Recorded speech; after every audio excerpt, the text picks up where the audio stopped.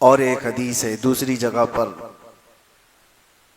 اللہ کے نبی صلی اللہ تعالیٰ علیہ وسلم ارشاد فرماتے ہیں مجھے ڈر ہے اس بات کا کہ 5 چیزوں میں کسی ایک میں تم مبتلا نہ ہو جاؤ۔ حضور جس صحابی کو یہ نصیحت کر رہے ہیں 5 چیزیں ایسی ہیں جس میں اگر تم مبتلا ہو گئے تو اللہ کا عذاب دیکھو گے اور بارشیں رک جائیں گی، بارش کو روک لیا جائے گا۔ پوچھا گیا یا رسول اللہ صلی اللہ علیہ وسلم وہ 5 چیزیں کیا ہیں؟ توجہ چاہتا ہوں میرے عزیز و غور سے۔ سب سے پہلی چیز میرے آقا صلی اللہ علیہ وسلم فرماتے ہیں کہ جب کھل کر کے اعلانیہ طور پر گناہ ہونے لگ جائیں،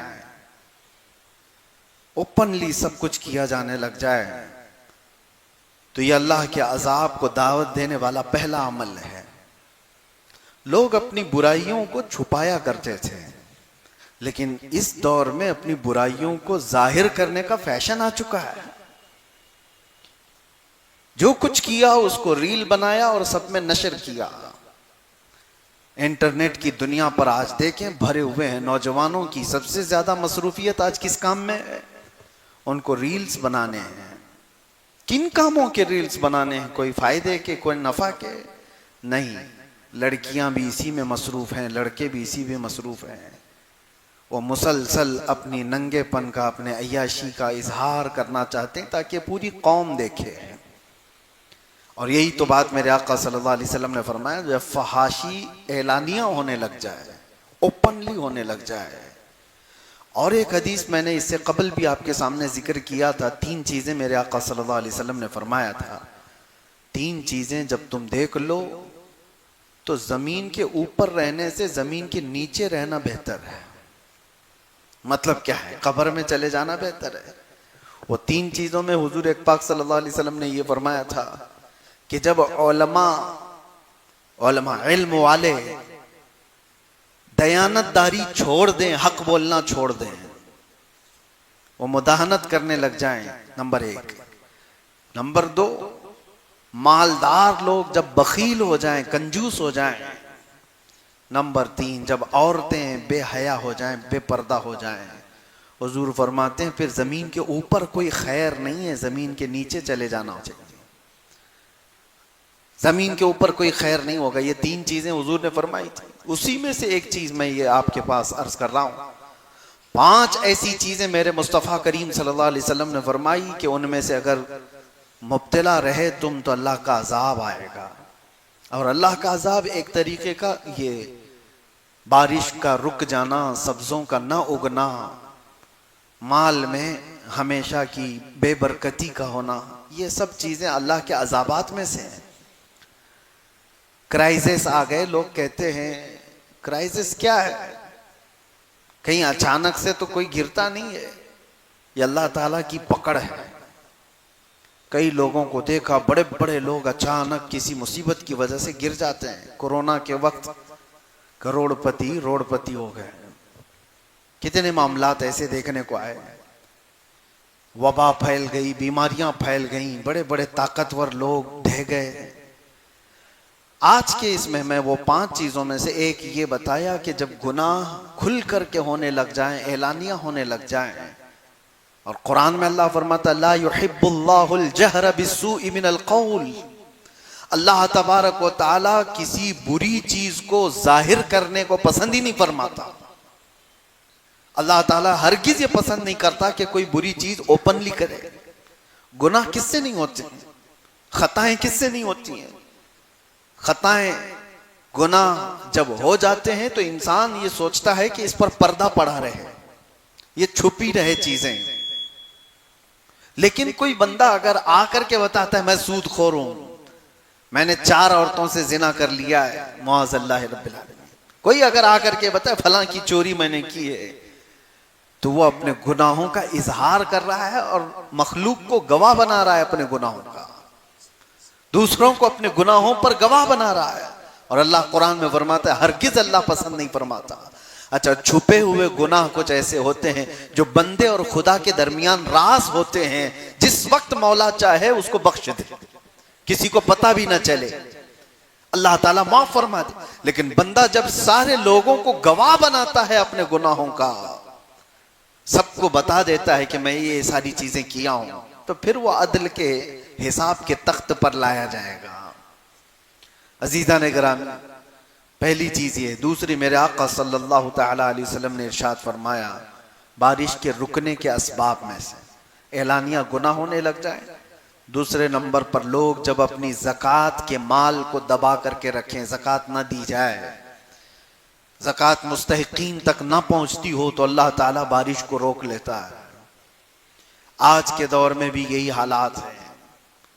لوگوں کو صرف اپنے مال کا 2.5% نکالنے میں اتنی کھجلی ہوتی ہے، اتنا درد ہوتا ہے، 1000 ہیلے بہانے کرنے لگ جاتے ہیں زکوٰۃ بچانے کے لیے. سوچو، وہ ارحم الراحمین، وہ خلاق کائنات، وہ رزاق حقیقی جس نے پائی پائی تمہیں دیا ہے، اگر وہ چاہتا تو آپ کے مال کا آدھا پورا زکوٰۃ میں دینے کا حکم دیتا کہ 50% تم رکھو، 50% اللہ کی راہ میں دے دو. اللہ نے یہ حکم بھی نہیں دیا. نہ یہ فرمایا کہ 100 کمائے ہو تو 25 اللہ کی راہ میں دے دو، 75 تم رکھ لو. یہ بھی نہیں. یہ بھی حکم نہیں دیا کہ 100 کمائے ہو تو 10 اللہ کی راہ میں دے دینا، 90 تم رکھ لینا. نہیں. حیرت کی بات ہے، اللہ کا حکم ہے کہ 100 کمائے ہو تو صرف 2.5 روپیہ دے دینا، باقی پورا تم رکھو. صرف 2.5 روپیہ، 2.5%. اس کے لیے آنا کانی اتنی ہوتی ہے. دیکھا جائے تو یہ سارے جتنے ٹیکس ہیں اس میں سب میں کم ہے. جی ایس ٹی ہو، تمہارے انکم ٹیکس ہو، جتنے ٹیکس ہیں، ارے 5% سے لے کر کے 28% تک کے ٹیکس ہیں، 18% کے ٹیکس ہیں. کتنے ٹیکس ہیں، لیکن یہاں پر صرف 2.5%. وہ بھی ٹیکس میں اور زکوٰۃ میں اتنا بڑا فرق ہے. لوگوں کو لگتا ہوگا کہ یہ ہمارے لیے زکوٰۃ ٹیکس کے برابر نہیں. ٹیکس آپ کے انکم پر ہے اور زکوٰۃ آپ کی سیونگ پر ہے. انکم اور سیونگ میں فرق نہیں ہے. آپ اگر 1 کروڑ روپے مہینہ کماتے ہیں تو ٹیکس 1 کروڑ کا ہوگا آپ کے پاس. لیکن شریعت نے کہا ہے 1 کروڑ کماتا ہے، 90 لاکھ روپے خرچہ ہو جاتے ہیں تو اس خرچے پر زکوٰۃ نہیں، جو بچ گیا اس پر، اسی پر زکوٰۃ ہے. اور وہ بھی آتے ساتھ نہیں، سال گزر جائے اس پر. شریعت نے اتنی ساری چھوٹ دی، اس کے باوجود زکوٰۃ کے مال میں ہیرا پھیری سب چل رہی ہے. بڑے بڑے مالداروں کی اگر زکوٰۃ نکل گئی ہوتی تو اس امت میں کوئی غریب ہی نہیں ہوتا. دور عمر فاروق رضی اللہ تعالیٰ عنہ، صرف 2.5 سال کے بعد حضرت ابوبکر صدیق 2.5 سال خلیفہ رہے، اور ان کے بعد حضرت عمر فاروق رضی اللہ تعالیٰ عنہ خلیفہ وقت بنے.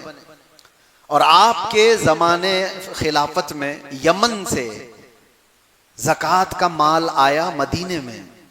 وہاں جو گورنر تھے صحابی رسول، انہوں نے زکوٰۃ جو لوگوں نے جمع کی تھی وہ سب جمع کر کے مدینے بھیجا، اور مدینے کے فقراء اور مساکین کو تقسیم کرنے کے لیے فرمایا.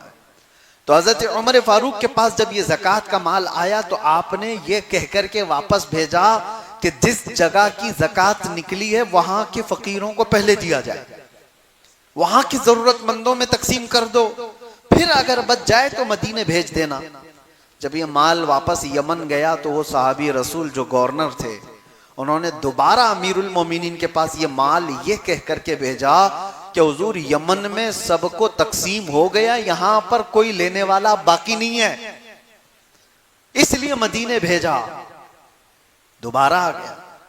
اب مدینہ طیبہ میں جب یہ زکوٰۃ آئی، حضرت عمر فاروق رضی اللہ تعالیٰ عنہ نے فرمایا دیکھو یمن میں سب تقسیم ہو چکا، اب مدینے آئی ہے، جو حقدار لوگ ہیں مستحقین ہیں وہ آئیں.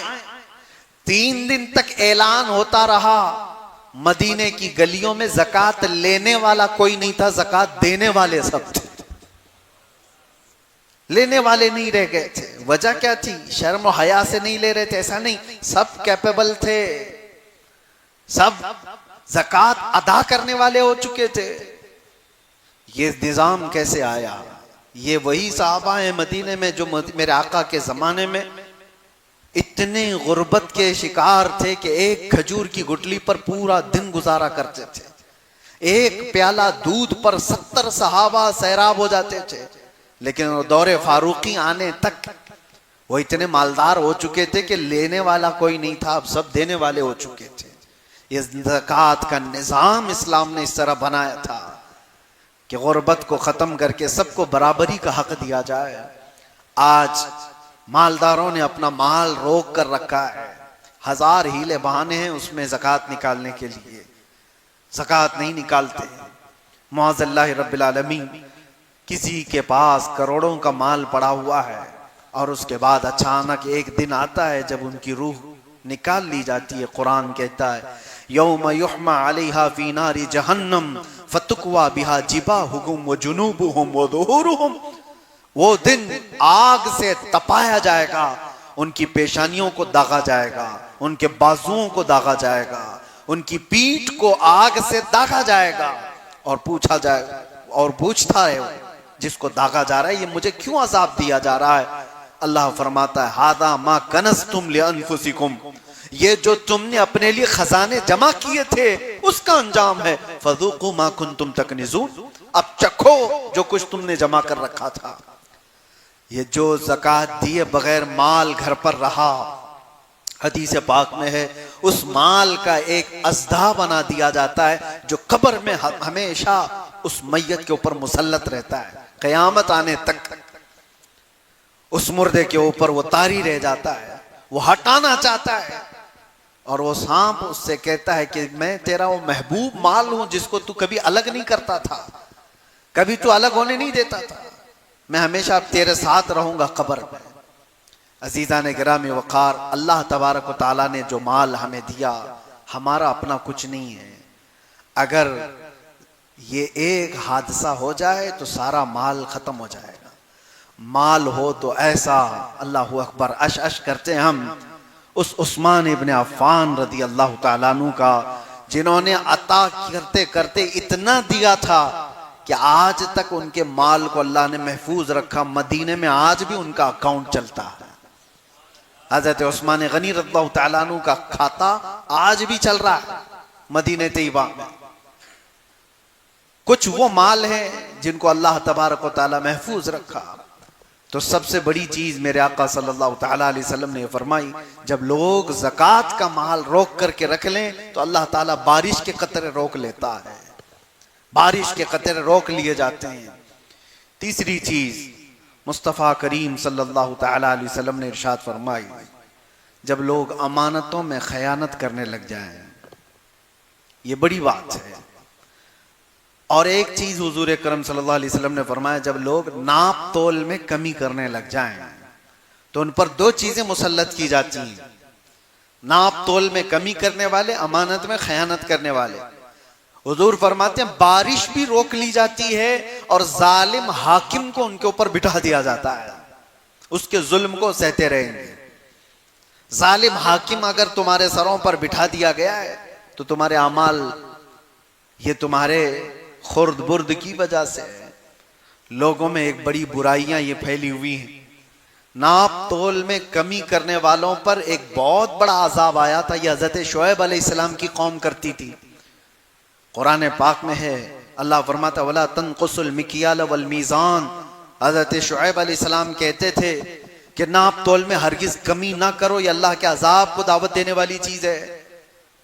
لیکن وہ قوم مانتی نہیں تھی، پھر اللہ کا عذاب آیا، بہت بھیانک عذاب آیا تھا. حضرت شعیب علیہ السلام کی قوم ہلاک و برباد ہو گئی. آج بھی اس امت میں اگر ایسے لوگ ہیں جو اس طرح کے ہیلے بہانے کر کے خرد برد کر کے تھوڑا سا بچانا چاہتے ہیں، دودھ میں پانی ملانے والے، اشیاء خوردنی میں کھانے پینے کی چیزوں میں ملاوٹ کرنے والے، تولنے والی چیز میں کانٹے کے ساتھ دھوکہ کرنے والے، کچھ ایسے لوگ بھی میرے پاس آئے تھے جنہوں نے کہا کہ ہمارا کام ہے یہ جو وزن کرنے والا کانٹا بنانا، لیکن ان سے کہتے کئی دکانوں والے ہیں، بڑے بڑے لوگ ہیں، وہ ہمیں صرف آفر یہ دیتے ہیں کہ اتنے پیسے دے دوں گا، کاٹے میں یہ کر کے دے دو.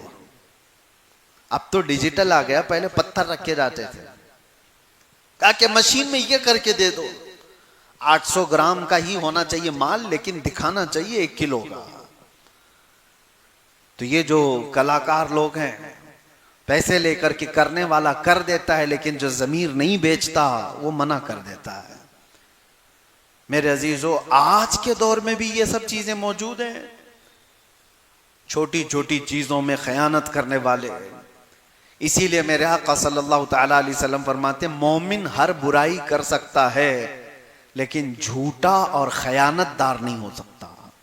جھوٹ اور خیانت مومن کے لیے ہے ہی نہیں. خیانت کرنا، اور اکثر تو آج لوگوں کا حال یہ ہو گیا خیانت داری. اکثر جس کے پاس بھی کچھ مال رکھا جائے اس سے واپس آنے کی امید ہی ختم ہو جاتی ہے. اسی لیے کوئی ایک دوسرے کو قرض حسن دیتا نہیں. آج لون کی بلا میں مبتلا کیوں ہیں سارے لوگ؟ کیوں ہیں؟ لون کیوں لینا پڑ جاتا ہے؟ وجہ یہ ہے کہ آپس میں کوئی قرض حسن دینے والا نہیں رہ گیا کہ 10 لاکھ روپے میں تجھے دیتا ہوں، 10 لاکھ روپے 6 مہینے کے بعد، سال بھر کے بعد واپس لوٹا دینا. مالداروں کے پاس پیسے رکھے ہوئے ہیں لیکن وہ دینا نہیں چاہتے. وجہ کیا ہے؟ امانت داری نہیں ہے. لے لیا تو یہ تو غائب ہی ہو جائے گا. لینے سے پہلے لہجہ اور لینے کے بعد اس کا لہجہ کچھ اور. پیسے لینے والوں کا لہجہ دیکھو، آپ گڑ گڑاتے ہیں، اپنی ضروریات بتاتے ہیں. دے دیا اس کو، پھر مہینے کے بعد اس کو فون کرو، بولے ٹائم نہیں ہے ابھی، بعد میں ملتا ہوں نا، میں کیا بھاگ کے جا رہا ہوں. یہ ساری عادتیں جو خصلتیں آئی، یہ خیانت داری ہے. دور فاروق اعظم رضی اللہ تعالیٰ عنہ میں ایک بات ملتی ہے. مدینے کا ایک شخص، اس کے اوپر کسی کا قرضہ باقی تھا. کسی کا قرضہ. مدینے میں ایک صحابی نے آ کر مقدمہ کر دیا، حضرت عمر سے کہا یہ شخص اجنبی ہے مدینے میں، میرا قرضہ لیا وہ دیتا نہیں. حضرت عمر نے کہا کہ تو اس کا قرضہ کب واپس کر رہا ہے؟ کہا حضور مجھے 2 دن کا وقت دے دیں، میں واپس کر دوں گا، لیکن مجھے مدینے سے باہر میرے وطن جانے کی اجازت دی جائے، میرے گاؤں جا کے آؤں گا. حضرت عمر نے کہا تو بھاگ جائے گا؟ کوئی ہے یہاں پر جو تیری ضمانت لے لے تو میں تجھے چھوڑ دوں. اس نے کہا مجھے یہاں کوئی جاننے والے لوگ ہیں نہیں، لیکن اگر کوئی میری ضمانت لیتا ہے تو میں جھوٹا نہیں ہوں. حضرت عمر نے کہا عدالت جو ہے وہ جملوں پر نہیں چلے گی، ایویڈنس چاہیے نا، کوئی ضامن بھی چاہیے. جج سے اگر آپ کہہ دو میں تھوڑی نہ بھاگ رہا ہوں، جج یہ نہیں کہے گا کہ تو نہیں بھاگ رہا ہے یا بھاگ رہا ہے، یہ تیرا مسئلہ ہے، کوئی ضامن لا کے دے دے، پیپر لا کر کے دے دے پراپرٹی کے. حضرت عمر نے کہا کوئی ضامن ہے؟ کوئی نہیں تھا. کون اٹھتا ہے انجان آدمی کہ آپ ضمانت دیں گے آج؟ لیکن حضرت ابو درداء ایک صحابی وہ کھڑے ہو گئے، کہا امیر المومنین میں اس کی ضمانت لیتا ہوں. کہا پہچانتے ہو؟ کہا نہیں پہچانتا، لیکن 2 دن کے بعد وہ آ جائے گا پیسہ لے کر کے. حضرت عمر نے کہا اگر وہ نہیں لے کر کے آئے گا تو تم کو پکڑا جائے گا، پیسہ بھی دینا ہوگا اور اندر بھی جاؤ گے. حضرت ابو درداء نے کہا منظور ہے. اس شخص سے کہا گیا کہ جاؤ تو لے کر کے آ جا. وہ گیا، 1 دن 2 دن، شام ہو رہی تھی، آیا نہیں. حضرت عمر نے ابو درداء کو بلایا، آ جاؤ. وہ تو آیا نہیں جس کی تم ضمانت لیے تھے. اور وہ صحابی بھی آ گئے جن کا قرضہ باقی تھا. تو اتنے ہی میں مغرب سے پہلے وہ ہانپتا کانپتا دوڑتا ہوا وہ بندہ آ گیا، عدالت میں آیا اور کہا کہ حضور ان کے جو پیسے باقی تھے میں لے کر کے آ گیا، انتظام کر رہا ہوں. اتنا کرنا تھا کہ وہ صحابی رسول جن کا قرضہ باقی تھا وہ کھڑے ہو گئے، کہا امیر المومنین اللہ کی عزت کی قسم میں آپ کے سامنے گواہی دیتا ہوں کہ اس بندے کا قرضہ میں نے معاف کر دیا، مجھے واپس نہیں چاہیے، میں نے معاف کر دیا. اب سنیے، انہوں نے قرضہ معاف کر دیا. اب حضرت عمر نے ان تینوں سے ایک سوال کیا. پہلے یہ شخص سے کہا تو چلا گیا تھا، بھاگ گیا تھا، تیرا گاؤں بھی نہیں معلوم، تو کہاں کا رہنے والا، پیسہ لے کر کے چلا گیا ہوتا تو تجھے پکڑنے میں بڑی دقت آ سکتی، یا تو چھپ چھپا کر کے رہ سکتا تھا، آیا کیوں اپنے ٹائم پر؟ توجہ ہے مسلمانوں، وہ شخص کہتا ہے امیر المومنین میں چاہتا تو بھاگ کر چلا جاتا، لیکن واپس اپنے وعدے کے مطابق اس لیے آ گیا کہ بعد کو کوئی آنے والا یہ نہ کہہ دے کہ محمد کے غلام دھوکے باز ہوتے ہیں، میرے نبی صلی اللہ علیہ وسلم تک کوئی کہہ نہ دے کہ ان کے غلاموں میں وعدہ خلافی ہے، اس لیے میں واپس آ گیا، وعدہ کیا تھا تو پورا کر دیا۔ حضرت عمر رضی اللہ تعالیٰ عنہ نے ابو درداء صحابی سے پوچھا کہ آپ تو جانتے نہیں تھے اس کو کیسے ضمانت دے دی؟ انہوں نے کہا امیر المومنین میری تمنا یہ تھی کہ انجان ہے لیکن ہے تو مسلمان، ہے تو مسلمان، کوئی تو اس کی ضمانت نہیں لے رہا تھا، میں بھی نہ لیتا تو دل میں یہ خیال آیا کہیں بعد کو دوسری قومیں یہ نہ کہہ دیں کہ محمد کے غلاموں میں اب لوگوں سے ہمدردی کرنے کا جذبہ بھی ختم ہو گیا، لوگ یہ نہ کہہ دیں کہ لوگوں سے ہمدردی کا جذبہ ختم ہو گیا، اس لیے میں کھڑا ہوا اس کی ہمدردی میں۔ اور وہ قرض خواہ صحابی سے پوچھا آپ نے ابھی کیوں معاف کر دیا، پہلے تو معاف کر سکتے تھے؟ انہوں نے کہا پہلے اس کے بارے میں اتنا نہیں معلوم تھا، لیکن اپنے وعدے کے مطابق برابر آ جانے والا شخص میرے نبی کا سچا غلام، میں نے اپنا قرضہ اس لیے معاف کر دیا کہ لوگ کل کو یہ نہ کہیں کہ محمد عربی کے غلاموں میں معاف کرنے کا جذبہ ختم ہو گیا ہے۔ تینوں کا ایک ہی مشن تھا کہ حضور پر کوئی انگلی نہ اٹھائے۔ عزیزان گرامی وقار، امانت صحابہ اکرام میں اس طرح کی تھی کہ وہ وقت کا بھی لحاظ رکھتے تھے اور لوگوں کا بھی لحاظ رکھتے تھے۔ کیا آج یہ معاشرے میں بات آ سکتی ہے؟ اور حضور پاک صلی اللہ تعالیٰ علیہ وسلم نے فرمایا جب امانت میں لوگ خیانت کرنے لگ جائیں تو سمجھ لو کہ بارش روک لی جاتی ہے، اور ناپ تول میں کمی کرنے لگ جائیں تو بارش روک لی جاتی ہے۔ اور علم کے سلسلے میں بھی فرمایا گیا جب علم ختم ہو اور جہالت عام ہونے لگ جائے تو یہ بازار گناہوں کا ہے، یہاں اب علم کی طلب کسی کو نہیں ہے۔ اب علم کی طلب کہاں ہے کس کو؟ ہر کوئی اپنے اپنے زندگی میں مگن ہے، وہ انٹرنیٹ کی دنیا کا شاگرد ہے، آج سب گوگل کے شاگرد ہیں، سب انسٹا فیس بک کے شاگرد ہیں، ہاتھوں میں اللہ کی کتاب کب آئی تھی پتہ ہی نہیں ہے، حدیث رسول کب پڑھا تھا یہ پتہ ہی نہیں ہے، جو کچھ بھی آج ڈیپینڈنٹ ہیں وہ صرف موبائل پر ہیں، انٹرنیٹ کی دنیا پر ہیں۔ سچ بتاؤ اپنے ضمیر پر ہاتھ رکھ کر کے ان ہاتھوں کو دیکھو، پوچھو آخری بار کب قرآن اٹھایا تھا، آخری بار کب حدیث رسول اٹھایا تھا، کوئی کتاب پڑھا تھا؟ علم کی طلب ختم ہو گئی، جہالت ہمارے معاشرے میں عام ہو گئی ہے۔ عزیزان گرامی وقار، یہ سارے وہ اسباب ہیں جس کی وجہ سے بارشیں روک لی جاتی ہیں۔ میں نے سورہ نوح کی آیت تلاوت کی تھی، علاج بھی تو سنتے جائیں، یہ تو اسباب ہیں، علاج کیا ہے؟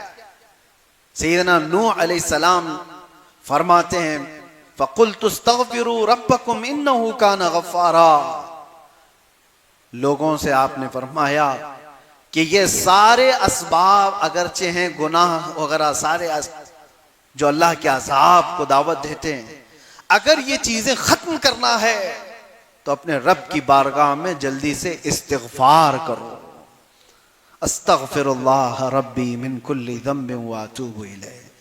یہ ایک شخص حضرت حسن بصری کے پاس آیا، کہا کہ بارش نہیں ہے، قحط پڑ گیا ہے، آپ نے فرمایا استغفار کرو۔ اور پھر ایک شخص آیا، اس نے کہا میری اولاد نہیں ہے، آپ نے کہا استغفار کرو اللہ بیٹے دے دے گا۔ پھر ایک شخص آیا، اس نے کہا میرے باغیچے ہیں اور وہ سب سوکھنے پر آ گئے ہیں، آپ نے کہا استغفار کرو۔ لوگوں نے پوچھا تین الگ الگ لوگ آئے، اب تینوں کو استغفار کرنے کا ہی فرما رہے ہیں۔ آپ نے یہی آیت پڑھی جو سورہ نوح کی میں نے پڑھی ہے، فرماتے اللہ فرماتا ہے استغفروا ربکم انہ کان غفارا، اپنے رب سے استغفار کرو بے شک وہ غفار ہے۔ اور جب کوئی استغفار کرتا ہے تو اللہ کیا کرتا ہے؟ یرسل السماء علیکم مدرارا، خوب جھما جھم ان پر بارشیں برساتا ہے۔ وَيُمْدِدْكُمْ بِأَمْوَالٍ وَبَنِينَ، اور ان کو بڑے مال سے اور ان کو اولاد سے اللہ مدد فرماتا ہے۔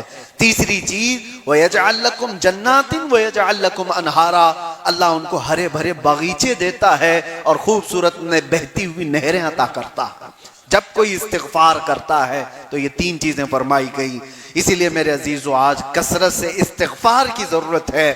آپ استغفار کرو، رب تبارک و تعالی یہ آسمان کے دروازے کھولے گا، انشاءاللہ بارشیں آئیں گی، وہ قطرات آئیں گے۔ اور ایک بات جاتے جاتے عرض کرتا ہوں، موسیٰ علیہ السلام کے پاس لوگ آئے اور قحط سالی کی شکایت کیے، سوکھا پڑ گیا ہے، بارشیں آ نہیں رہی ہیں۔ آپ سارے لوگوں کو لے کر کے ایک میدان میں گئے، کہا دعائیں کرتے ہیں اللہ کی بارگاہ میں، اور نبی تو مستجاب الدعوات ہوتے، دعائیں کی۔ جیسی حضرت موسیٰ علیہ السلام دعا کر کے نکلے، آپ تو مستجاب الدعوات تھے، لیکن ہوا یہ کہ آسمان اور کھل گیا، سورج اور تیز گرمی برسانے لگا، بارش کے کوئی امکان ہی نہیں، سورج اور گرم ہو گیا، تپتی ہوئی گرمی آ گئی۔ موسیٰ علیہ السلام کو خوف ہوا، عرض کرنے لگے رب العالمین کیا میری وجاہت تیرے دربار میں کم ہو گئی؟ اگر میری وجاہت تیرے دربار میں کم ہو گئی تو میں آخری نبی محمد رسول اللہ صلی اللہ علیہ وسلم کے وسیلے سے مانگتا ہوں۔ سنو، موسیٰ علیہ السلام کہہ رہے ہیں آخری نبی کے وسیلے سے مانگتا ہوں کہ مولا ہم پر آسمان کے دروازے کھول دے۔ رب تعالیٰ کی طرف سے ندا آئی، اے موسیٰ تمہاری وجاہت ہمارے دربار میں کم نہیں ہوئی، لیکن بات یہ ہے تمہاری جماعت میں ایک شخص 40 سال سے مسلسل گناہوں میں مبتلا ہے، جس نے ہم کو ناراض کر رکھا ہے، اور جب تک وہ تمہاری جماعت میں ہوگا میں بارش کا ایک قطرہ بھی نہیں برساؤں گا۔ موسیٰ علیہ السلام کو یہ جلال بھرا حکم آیا، آپ نے رب تعالیٰ کی اللہ تعالیٰ کے اس پیغام کو اپنی قوم میں سنایا کہ کوئی بندہ ایسا ہے جو 40 سال سے فلاں فلاں گناہوں میں مبتلا ہے، جو رب تعالیٰ کے قہر کو جوش میں دلایا ہوا ہے، اس وجہ سے بارشیں رکی ہوئی ہیں، تو کون ہٹتا؟ آپ نے فرمایا جو بھی ہے وہ ہٹ جائے، ہمارے مجمع میں سے نکل جائے، بستی سے آبادی سے نکل جائے۔ لیکن مجمع میں سے کوئی ایسے جائے گا؟ کوئی ہے؟ اگر کسی کو کہہ دیا ہے کہ جو چور ہے وہ اٹھ جائے، کون اٹھنے والا ہے؟ لیکن جو بندہ تھا وہ تو تھا، آپ نے نشان بھی بتا دیے، فلاں فلاں گناہوں میں مبتلا ہے کوئی۔ اب جو بندہ تھا اس جماعت میں موجود، وہ دیکھنے لگا بڑا مجمع ہے، لوگ رو رہے ہیں، گڑ گڑا رہے ہیں، اور میرے بارے میں حکم آ گیا میں ہی وہ شخص ہوں، جاؤں تو کیسے میں ذلیل ہو جاؤں گا بہت بری طرح سے۔ اس نے اپنی چادر اپنے چہرے پر ڈالی اور رب تعالیٰ کی طرف توجہ کیا، کہا اے رحمان یہ سچ بات ہے کہ 40 سال میں نے گناہ کیا، لیکن یہ بھی سچ ہے کہ 40 سال تک تو نے پردہ ڈال رکھا، تو نے مجھے مہلت دے رکھی، میں 40 سال تک نافرمانی کرتا رہا اور تو 40 سال تک مہلت دیتا رہا۔ اے پروردگار اب تیرا بندہ تیرے دربار میں توبہ کرنے کے لیے آیا ہے، بس مجھے اتنی مہلت دے دے کہ اس جماعت میں مجھے ذلیل ہونے سے بچا دے، اس جماعت میں مجھے ذلیل ہونے نہ دے، اور اگر میری وجہ سے بارشیں رکی ہوئی ہیں تو مولا مجھے اس زمین سے اٹھا لے، میں اگر اس زمین پر اب قدم رکھنے کے قابل نہیں رہ گیا تو اب مجھے اس سے اٹھا لے، لیکن تیرے نبی موسیٰ علیہ السلام اور ان کی قوم کے سامنے مجھے ذلیل ہونے سے بچا لے۔ چادر میں منہ ڈال کر کے رو رہا تھا۔ موسیٰ علیہ السلام کی قوم میدان میں کھڑی ہے، جلال بھرا حکم تھا موسیٰ علیہ السلام کا، اچانک دیکھتے ہیں ابر چھا گیا اور موسلا دھار بارشیں شروع ہو گئی، ایک بندہ بھی مجمع میں سے ہٹا نہیں، اور بارش آ گئی، پوری بارش برسنے لگی۔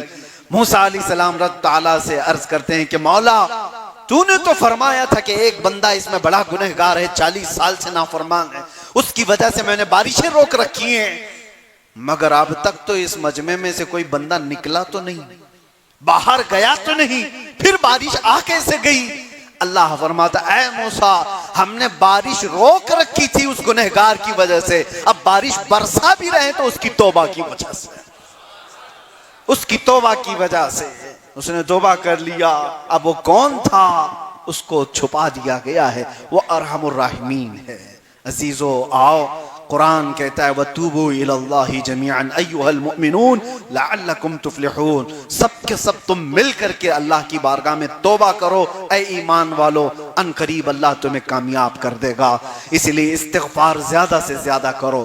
آج کا دن یہ جمعہ کا ہے اور ہمارے محرم الحرام کی ابتدا کے بعد اسلامی نئے سال کا یہ پہلا جمعہ ہے۔ اس جمعہ کو کثرت سے استغفار کرو، استغفار کرو، اور انشاءاللہ العزیز استغفار کی برکتیں آپ دیکھیں گی۔